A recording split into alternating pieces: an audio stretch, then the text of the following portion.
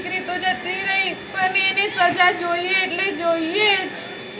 ઘટના એવી બની હતી કે મારી ભાઈની છોકરી જે રમતી હતી, ઘરના આંગણે બેસેલી હતી, બીજે કશે પણ નહીં ગયેલી. તેના પર અમારા સોસાયટીનો મેમ્બર છે 21 નંબરમાં એ નીતિન મિશ્રા કરીને, તેમણે રફમાં આવીને ગાડી ચડાવી દીધી છે.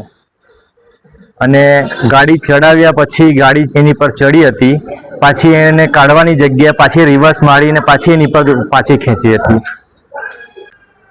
સોસાયટીમાં બેફામ કાર ચલાવતા હોય છે, સોસાયટીના ગ્રુપમાં પણ નાખ્યું છે, મીટિંગોમાં પણ કીધું છે, પણ કોઈ પ્રતિક્રિયા નથી આપી કોઈ કે આવી રીતે કરવું. બમ્પરો છે સોસાયટીમાં.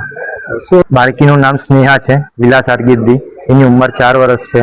બરાબર નથી હોર્ન માર્યો, મોબાઈલ પર વાત કરતો હતો, એના ગાડીના કાચ બંધ હતા, અહીંયાથી બૂમ પાડવા છતાં એને સાંભળ્યું નહીં, એને બાળકી પર ચડાવી દીધી છે.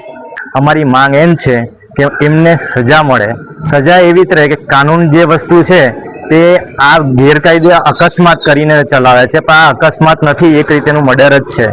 જે માણસ ફોન પર વાત કરતો હોય, આવી રીતે સ્પીડમાં ચલાવતો હોય અને રિવર્સ પણ માર્યું હોય, બાળકી પર ચડાવ્યા પછી પાછું રિવર્સ માર્યું હોય, એ મર્ડર જ કહેવાય. અને જો મર્ડર કર્યું હોય અને પોલીસવાળા એને અકસ્માત કહે છે અને એને બેલ પર છોડી દે છે, તો એ આપણે ન્યાયતંત્રમાં એક છોટા મોટી ભૂલ છે. અમને એવી માંગ છે કે એને અરેસ્ટ કરે, એમને સજા આપે, કોર્ટની રાહ ન જોઈ. કારણ કે કોર્ટ સુધી જશે ત્યાં સુધી એ બેલ પર છૂટ્યો રહેશે. મારી બાળકી તો જીવ ગયો જ છે ને, એને ન્યાય મળે ને એ બહાર ફરે એ ન્યાય નથી.